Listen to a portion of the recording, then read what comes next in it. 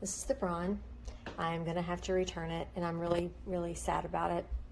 One of the main things that it bugs the crap out of me is that if I want to do 5 cups or 6 cups or however many cups that I want to do, you really can't choose it. You either have to choose. You're stuck with either a half of a pot or a full pot. I don't like that. You can go with, you know, the gold. Well, what if you want something in between bold and gold? Like, I don't know. That's not the big thing.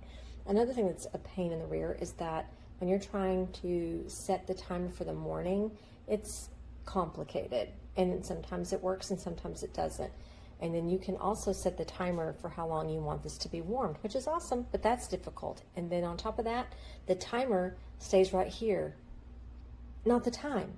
So you look at it and you're like, what? And then you're like, oh, that's how much time is left on the warmer. Why would they make that the default thing display on there? So anyway, I do think the concept of this is so amazing, and I think it looks gorgeous, but I'm gonna have to say goodbye.